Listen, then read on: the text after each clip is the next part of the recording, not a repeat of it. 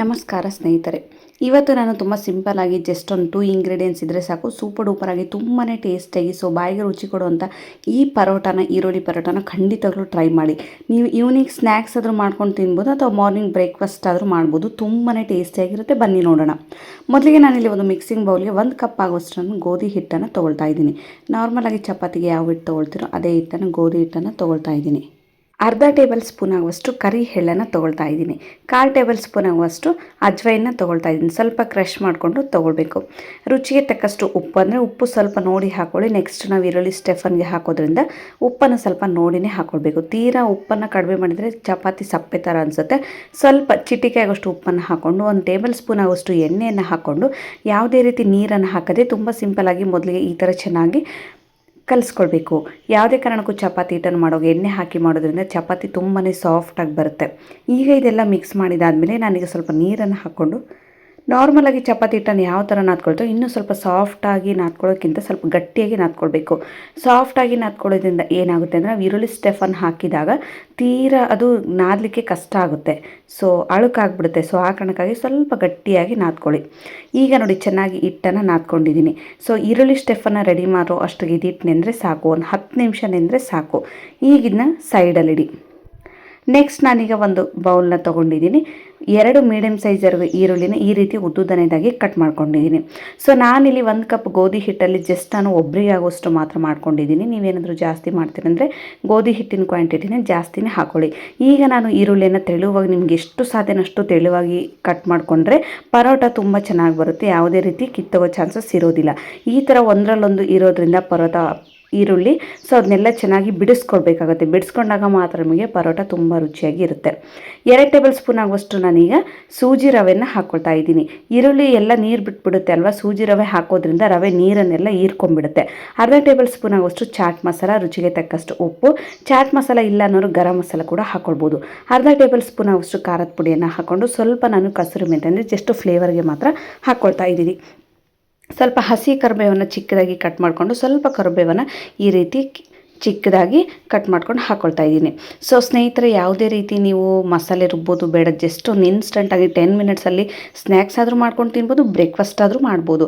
ಖಂಡಿತವಾಗ್ಲೂ ಈ ಈರುಳ್ಳಿ ಪರೋಟನ ನೀವೇನಾದರೂ ಒಂದು ಸಲ ಟ್ರೈ ಮಾಡಿದರೆ ಮಕ್ಕಳಿಗೆ ಪದೇ ಪದೇ ಮಾಡಿಕೊಡ್ತೀರ. ತುಂಬ ಕ್ವಿಕ್ಕಾಗಿ ಮಾಡ್ಬೋದು. ಯಾವುದೇ ರೀತಿ ಹೊರಗಡೆ ಹೋಗಿ ಐಟಮ್ಸ್ನ ತಂದು ಮಾಡ್ಕೊಡ್ಬೇಕಂತೇನಿಲ್ಲ. ಮನೇಲಿರೋ ಇಂಗ್ರೀಡಿಯೆಂಟ್ಸ್ನ ಯೂಸ್ ಮಾಡಿಕೊಂಡು ಸೂಪರಾಗಿ ಮಾಡ್ಬೋದು.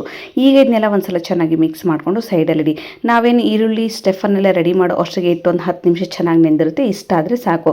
ಇದನ್ನೀಗ ಒಂದು ಸಲ ಚೆನ್ನಾಗಿ ಸಾಫ್ಟಾಗಿ ನಾದ್ಕೊಳ್ಬೇಕಾಗುತ್ತೆ.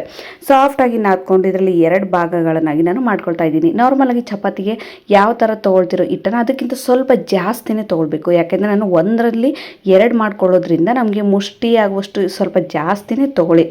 ಸೊ ಈಗ ಇದನ್ನು ಚೆನ್ನಾಗಿ ಒಂದು ಸಲ ನಾದ್ಕೊಂಡು ಈಗ ನಾನು ನಾರ್ಮಲಾಗಿ ಚಪಾತಿನ ಯಾವ ಥರ ಮಾಡ್ತಿರೋ ಇದೇ ಥರ ನಾನು ಚೆನ್ನಾಗಿ ಲತ್ತಿಸ್ಕೊಳ್ತಾ ಇದ್ದೀನಿ. ಖಂಡಿತವಾಗ್ಲೂ ಸ್ನೇಹಿತರೆ, ಕೆಲವೊಂದು ಸಲ ಬಿಸಿ ಮಾಮ್ಸ್ ಆಗಿರ್ಬೋದು, ಬ್ಯಾಚುಲರ್ಸ್ ಆಗಿರ್ಬೋದು, ಅಥವಾ ಮಕ್ಕಳಿಗೆ ಏನಾದರೂ ಲಂಚ್ ಬಾಕ್ಸ್ ಪ್ರಿಪೇರ್ ಮಾಡಬೇಕಂದ್ರೆ ತುಂಬಾ ಟೈಮ್ ಇರೋಲ್ಲ, ಅಥವಾ ನಾವು ಮಾರ್ನಿಂಗ್ ಬೇಗ ಲೇಟಾಗಿ ಎದ್ದಾಗ ತುಂಬಾ ಕ್ವಿಕ್ಕಾಗಿ ಈ ಬ್ರೇಕ್ಫಾಸ್ಟ್ನ ಮಾಡ್ಬೋದು. ಅಥವಾ ಟೀ ಟೈಮಲ್ಲಿ ನೀವು ಸ್ನ್ಯಾಕ್ಸ್ ಆಗಿ ಈ ರೆಸಿಪಿನೂ ಕೂಡ ನೀವು ಮಾಡ್ಬೋದು. ಸೊ ಕೆಳಗಡೆ ಸ್ವಲ್ಪ ಮೇಲೆ ಗೋಧಿ ಹಿಟ್ಟನ್ನು ಹಾಕ್ಕೊಂಡು ನಾರ್ಮಲಾಗಿ ಚಪಾತಿ ಯಾವ ಥರ ಮಾಡ್ತೀವಿ ಅದಕ್ಕಿಂತ ಸ್ವಲ್ಪ ದೊಡ್ಡದಾಗಿ ಮಾಡ್ಕೊಳ್ಬೇಕಾಗುತ್ತೆ. ತೀರಾ ತೆಳುವಾಗಿ ಮಾಡ್ಕೊಳ್ಬೇಡಿ, ಪರೋಟ ಕಿತ್ತೋಗ್ಬಿಡುತ್ತೆ. ಲತ್ತಿಸುವಷ್ಟು ಅದಕ್ಕೆ ಇದು ಇರಲ್ಲ. ಸೊ ಆ ಕಾರಣಕ್ಕಾಗಿ ನಾರ್ಮಲಾಗಿ ನಾವು ಚಪಾತಿನ ಮಾಡ್ತೀವಲ್ಲ ಸ್ವಲ್ಪ ದಪ್ಪನೇದಾಗಿ ತೀಡ್ಕೊಳ್ಬೇಕು. ಅದಕ್ಕೆ ನಾನು ಚಪಾತಿ ಹಿಟ್ಟಿನ ಜಾಸ್ತಿನೇ ಸ್ವಲ್ಪ ಹಿಟ್ಟನ್ನು ತೊಗೊಂಡಿದ್ದೀನಿ. ನೋಡಿ, ಈಗ ಚೆನ್ನಾಗಿ ನಾನು ಸುತ್ತಲೂ ಎಲ್ಲದೂ ಒಂದೇ ಸೈಜಲ್ಲಿರಬೇಕು. ತೀರಾ ದಪ್ಪಾಗೂ ಬೇಡ, ತೀರಾ ತೆಳುವಾಗಿ ಬೇಡ. ನಾವು ರೆಡಿ ಮಾಡಿ ಇಟ್ಕೊಂಡಿರೋಂಥ ಈರುಳ್ಳಿ ಸ್ಟಫನ್ನು ಈಗ ಇದಕ್ಕೆ ಹಾಕ್ಕೊಳ್ತಾ ಇದ್ದೀನಿ. ನಾನು ಹೇಳಿದ್ನಲ್ವ, ಜಸ್ಟ್ ನಾನಿಲ್ಲಿ ಒಬ್ಬರಿಗಾಗುವಷ್ಟು ಮಾಡ್ಕೊಳ್ಳೋದ್ರಿಂದ ಈರುಳ್ಳಿ ಸ್ಟಫನನ್ನು ಕಂಪ್ಲೀಟಾಗಿ ಹಾಕ್ಕೊಳ್ತಾ ಇದ್ದೀನಿ. 1 ಕಪ್ ಆಗುವಷ್ಟು ಗೋಧಿ ಹಿಟ್ಟಿಗೆ 2 ಮೀಡಿಯಮ್ ಸೈಜಾಗಿ ಈರುಳ್ಳಿನ ಸ್ಟಫನ್ನು ರೆಡಿ ಮಾಡ್ಕೊಂಡಿದ್ದೀನಿ. ಸೊ ನೀವೇನಾದರೂ ಜಾಸ್ತಿ ಮಾಡ್ತೀರಂದರೆ ಒಂದು 4ರಿಂದ 5 ಈರುಳ್ಳಿನ ಕಟ್ ಮಾಡಿಕೊಂಡು ಈ ರೀತಿ ಸ್ಟಫನ್ನು ಮಾಡಿಕೊಂಡು ಒಂದು 2ರಿಂದ 3 ಕಪ್ ಆಗುವಷ್ಟು ಗೋಧಿ ಹಿಟ್ಟನ್ನು ನೀವು ತೊಗೊಂಡು ಮಾಡ್ಬೋದು. ಸೊ ಈಗ ನಾನು ರೆಡಿ ಮಾಡಿರುವಂಥ ಎಲ್ಲ ಸ್ಟಫನ್ನು ಈ ಥರ ಹಾಕ್ಕೊಂಡಿದ್ದೀನಿ. ಸುತ್ತಲೂ ಸ್ವಲ್ಪ ಸ್ಪೇಸಸ್ನ ಬಿಡಿ. ಯಾಕೆಂದರೆ ನಾವು ರೋಲ್ ಮಾಡ್ತೀವಲ್ವ, ರೋಲ್ ಮಾಡುವಾಗ ಈರುಳ್ಳಿ ಎಲ್ಲ ಕೆಳಗಡೆ ಬಂದುಬಿಡುತ್ತೆ. ಸೊ ಆ ಕಾರಣಕ್ಕಾಗಿ ನಾನೇನು ಮಾಡ್ತಿದ್ದೇನೆ ಅಂದರೆ ಸುತ್ತಲೂ ಸ್ವಲ್ಪ ಸ್ಪೇಸಸ್ನ ಬಿಟ್ಕೊಂಡಿದ್ದೀನಿ. ಬಿಟ್ಕೊಂಡು ಸುತ್ತಲೂ ಬಿಟ್ಟು ಸೆಂಟ್ರ್ ಸೈಜಲ್ಲಿ ಮಾತ್ರ ಸ್ವಲ್ಪ ಈ ಥರ ದಪ್ಪನೇದಾಗಿ ಮಾಡ್ಕೊಂಡಿದ್ದೀನಿ. ಈಗ ನೀವೇನು ಮಾಡ್ತೀರಂದರೆ ಇದನ್ನು ಚೆನ್ನಾಗಿ ರೋಲ್ ಮಾಡ್ತಾ ಬನ್ನಿ. ಯಾವುದೇ ರೀತಿ ಕೆಳಗಡೆ ಹತ್ತೋದಿಲ್ಲ, ಚಪಾತಿ ಹಂತ್ಕೊಳ್ಳೋದಿಲ್ಲ. ಯಾಕೆಂದರೆ ನಾವು ನಾರ್ಮಲಾಗಿ ಹಿಟ್ಟನ್ನು ಹಾಕ್ಕೊಂಡು ಚಪಾತಿ ಮಾಡಿರ್ತೀವಲ್ವ, ಯಾವುದೇ ರೀತಿ ಅದು ಕಿತ್ತು ಕೂಡ ಹೋಗೋದಿಲ್ಲ. ಸೊ ಈಗ ನೋಡಿ, ಸುತ್ತಲೂ ಸ್ವಲ್ಪ ಸ್ಪೇಸ್ ಬಿಟ್ಟಿರೋದ್ರಿಂದ ಸ್ವಲ್ಪನೇ ಅಲ್ಲೊಂದು ಮಾತ್ರ ಈರುಳ್ಳಿ ಹೊರಗಡೆ ಬಂತು. ನೀವೇನಾದರೂ ಸ್ಪೇಸ್ನ ಬಿಡಲಿಲ್ಲ ಅಂದರೆ ಬರೀ ಈರುಳ್ಳಿ ಹೊರಗಡೆ ಬಂದುಬಿಡುತ್ತೆ. ಸೊ ಈಗ ಸ್ವಲ್ಪ ಮೇಲೆಲ್ಲ ಚೆನ್ನಾಗಿ ಪ್ರೆಸ್ ಮಾಡಿಕೊಂಡು ಚಾಕುವಿನ ಸಹಾಯದಿಂದ ಇದನ್ನು ಸೆಂಟ್ರಲ್ಲಿ ಮಾತ್ರ ನಾನು ಕಟ್ ಮಾಡ್ಕೊಳ್ತಾ ಇದ್ದೀನಿ. ಸೊ ನೀವು ನೋಡ್ತಿರ್ಬೋದು, ಸ್ವಲ್ಪ ಪ್ರೆಸ್ ಮಾಡಿದ ತಕ್ಷಣ ಯಾವುದೇ ರೀತಿ ಎಣ್ಣೆ ಹಚ್ಚೋದು ಬೇಡ, ಹಿಟ್ಟು ಹಚ್ಚೋದು ಬೇಡ. ಈ ರೀತಿ ಚೆನ್ನಾಗಿ ಸೆಂಟ್ರಲ್ಲಿ ಓಪನ್ ಮಾಡಿ. ನಾನು ಹೇಳಿದ್ನಲ್ವ, ಒಂದರಲ್ಲಿ 2 ಚಪಾತಿನ ಮಾಡ್ಕೊಳ್ಳೋದ್ರಿಂದ ಸ್ವಲ್ಪ ಹಿಟ್ಟನ್ನು ಜಾಸ್ತಿನೇ ತೊಗೊಂಡಿದ್ದೀನಿ ಅಂತ. ಸೊ ಕಂಪ್ಲೀಟಾಗಿ ಚೆನ್ನಾಗಿ ಕ್ಲೀನಾಗಿ ನೀಟಾಗಿ ತುಂಬ ಪೇಷನ್ಸಿಂದ ನೀವು ಇದನ್ನು ಕಟ್ ಮಾಡಿ. ಸೊ ಈಗ 2 ಪೀಸಸ್ ಆಗಿ ಇದನ್ನು ಸೆಪ್ರೇಟ್ ಮಾಡಿ. ನೋಡಿ ಈ ರೀತಿ ಇದನ್ನು ಈಗ ನಿಧಾನವಾಗಿ ಇದನ್ನು ರೋಲ್ ಮಾಡ್ತಾ ಬನ್ನಿ. ಸೊ ಈರುಳ್ಳಿ ಕೆಲವೊಂದು ಸಲ ಸ್ಟೆಫನ್ ಕೆಳಗಡೆ ಬಂದುಬಿಡುತ್ತೆ. ನೀವು ನೋಡಿಕೊಂಡು ತುಂಬ ಪೇಷನ್ಸಿಂದ ಇದನ್ನು ಈಗ ರೋಲ್ ಮಾಡಿಕೊಂಡು ಸ್ವಲ್ಪ ಪ್ರೆಸ್ ಮಾಡಿಬಿಟ್ರೆ ಸಾಕು. ಯಾವುದೇ ರೀತಿ ಈರುಳ್ಳಿ ಸ್ಟೆಫನ್ ಕೂಡ ಹೊರಗಡೆ ಬರೋದಿಲ್ಲ. ಸೊ ನೀವು ಮಾಡೋ ಮೆಥಡಲ್ಲಿ ಇರುತ್ತೆ ಅಷ್ಟೇ. ಸೊ ನೋಡಿ, ಈಗ ಅದನ್ನು ಕೂಡ ನಾನು ಇನ್ನೊಂದೇನು ಪರೋಟ ಸೆಂಟ್ರಲ್ಲಿ ಕಟ್ ಮಾಡಿರ್ತೀನಲ್ವ, ಅದನ್ನು ಕೂಡ ಸೇಮ್ 2ಕ್ಕೂ ಒಂದೇ ಸ್ಟೆಫನ್ ಕೂಡ ಇರುತ್ತೆ. ಅದೇ ರೀತಿ ಹೆಚ್ಚು ಕಡಿಮೆ ಕೂಡ ಆಗೋದಿಲ್ಲ. ಸೊ ನೋಡಿ, ಈಗ ಚೆನ್ನಾಗಿ ನಾನೀಗ ಪ್ರೆಸ್ ಮಾಡ್ಕೊಳ್ತಾ ಇದ್ದೀನಿ. ನೋಡಿ, ಇಷ್ಟಾದರೆ ಸಾಕು. ನೋಡಿ, ಈರುಳ್ಳಿ ಚೆನ್ನಾಗಿ ನೀರು ಬಿಟ್ಬಿಡುತ್ತೆ ಅಂತೇಳಿ ನಾನು ಸೂಜಿ ರವೆನ ಹಾಕಿದ್ನಲ್ಲ, ಸೂಜಿ ರವೆ ಅದರಲ್ಲಿ ಈರುಳ್ಳಿಯಲ್ಲಿ ಇರುವಂಥ ನೀರನ್ನು ಚೆನ್ನಾಗಿ ಹೀರ್ಕೊಂಡ್ಬಿಡುತ್ತೆ. ಯಾವುದೇ ರೀತಿ ಚಪಾತಿ ನೀರು ಥರ ನೀರು ಹೊಡೆಯೋ ಥರ ಅನಿಸೋದಿಲ್ಲ. ಸೊ ಈಗ ಸ್ವಲ್ಪ ಗೋಧಿ ಹಿಟ್ಟನ್ನು ಹಾಕ್ಕೊಂಡು ನಾರ್ಮಲ್ ತುಂಬಾ ಸಾಫ್ಟಾಗಿದೆ ನೀವು ನಾದ್ಕೊಳ್ಬೇಕು. ಯಾಕೆಂದರೆ ನಾವು ಈರುಳ್ಳಿ ಸ್ಟೆಫನನ್ನು ಹಾಕಿರ್ತೀವಲ್ವ, ಸೊ ಅದೆಲ್ಲ ಹೊರಗಡೆ ಬರಬಾರ್ದಂದರೆ ತುಂಬಾ ಸ್ಮೂತಿಯಾಗಿ ನೀವು ಇದನ್ನು ಚೆನ್ನಾಗಿ ಲತ್ತಿಸ್ಕೊಳ್ಬೇಕು. ಸೊ ನೀವು ಕೂಡ ಲತ್ತಿಸ್ಕೊಳ್ಳೋ ವಿಧಾನದಲ್ಲೂ ಕೂಡ ಇದೆ. ಕೆಲವೊಂದು ಸಲ ಲತ್ತಿಸ್ಕೊಳ್ಳೋಕೆ ಅದೆಲ್ಲ ಕಿತ್ತೋಗ್ಬಿಡುತ್ತೆ. ಸೊ ಆ ಥರ ಆಗಬಾರ್ದು. ನಿಧಾನವಾಗಿ ತುಂಬಾ ಪೇಷನ್ಸಿಂದ ನೀವೀಗ ಲತ್ತಿಸ್ಕೊಳ್ತಾ ಬನ್ನಿ. ಸ್ನೇಹಿತರೆ, ಖಂಡಿತವಾಗ್ಲೂ ಎಮರ್ಜೆನ್ಸಿಯಾಗಿ ಒಂದು 10 ಮಿನಿಟ್ಸಲ್ಲಿ ಬ್ರೇಕ್ಫಾಸ್ಟ್ ಮಾಡ್ಬೇಕು ಅಂದ್ಕೊಂಡಿದ್ರೆ ಖಂಡಿತವಾಗ್ಲೂ ನೀವು ಬ್ರೇಕ್ಫಾಸ್ಟ್ನ ಮಾಡ್ಬೋದು. ಯಾವುದೇ ರೀತಿ ಚಟ್ನಿ ಬೇಕು, ಸಾಂಬಾರು ಬೇಕಂತಂದರೆ ಜಸ್ಟ್ ನಿಮಗೆ ಒಂದು 2 ಸ್ಪೂನ್ ಟೊಮೆಟೊ ಕೆಚಪ್ ಇದ್ದರೆ ಸಾಕು. ಇಲ್ಲಾಂದರೆ ಬರೀ ಬೈಲ್ ಕೂಡ ತಿನ್ಬೋದು, ಅಷ್ಟು ಟೇಸ್ಟಾಗಿ ಕೂಡ ಇರುತ್ತೆ. ಚಾಟ್ ಮಸಾಲೆನ ಬೇಕು ಅಂತ ಇಲ್ಲ, 1 ಟೇಬಲ್ ಸ್ಪೂನ್ ಅಷ್ಟು ಗರಂ ಮಸಾಲ ಹಾಕಿದರೆ ಸಾಕು. ತುಂಬಾ ರುಚಿಯಾಗಿ ತುಂಬ ಸೊಗಸಾಗಿ ಈ ಈರುಳ್ಳಿ ಪರೋಟ ಕೂಡ ನಮಗೆ ರೆಡಿ ಆಗುತ್ತೆ. ಸೊ ನೋಡಿ, ಇಷ್ಟಾದರೆ ಸಾಕು. ನಿಮಗೆ ಬೇಕಾದಂಥ ಸೈಜಲ್ಲಿ ಮಾಡ್ಕೊಳ್ಬೋದು. ತೀರಾ ತೆಳುವಾಗಿ ಮಾಡಿಬಿಡಿ, ಹಂಚಲ್ಲಿ ಹಾಕುವಾಗ ಅದು ಕಿತ್ತೋಗ್ಬಿಡುತ್ತೆ.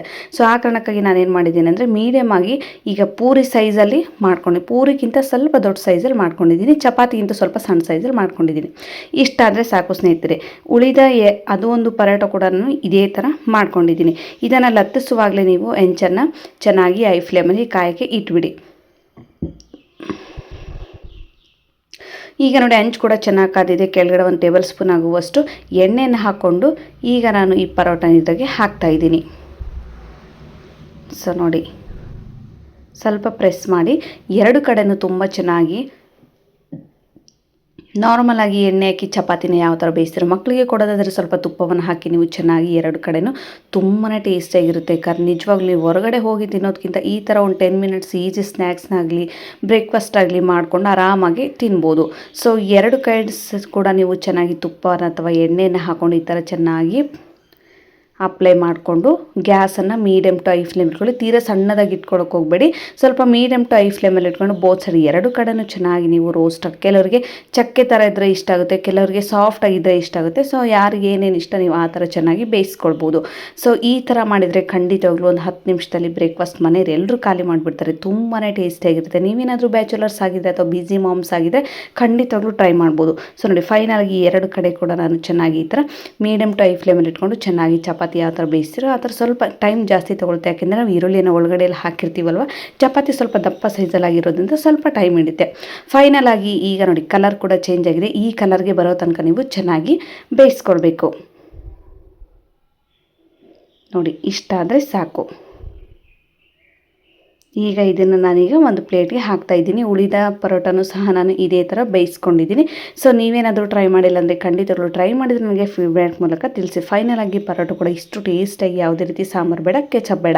ಸೊ ನೀವೇನಾದರೂ ಇನ್ನೂ ನನ್ನ ಚಾನಲ್ಗೆ ಸಬ್ಸ್ಕ್ರೈಬ್ ಮಾಡಿಲ್ಲ ಅಂದರೆ ಸೊ ಲೈಕ್ ಮಾಡಿ, ಶೇರ್ ಮಾಡಿ, ಸಬ್ಸ್ಕ್ರೈಬ್ ಮಾಡೋದನ್ನು ಮಾತ್ರ ಮರಿಬೇಡಿ. ಸಿಗೋಣ ಮತ್ತೆ ಮುಂದಿನ ವೀಡಿಯೋದಲ್ಲಿ. ಧನ್ಯವಾದಗಳು ಸ್ನೇಹಿತರೆ.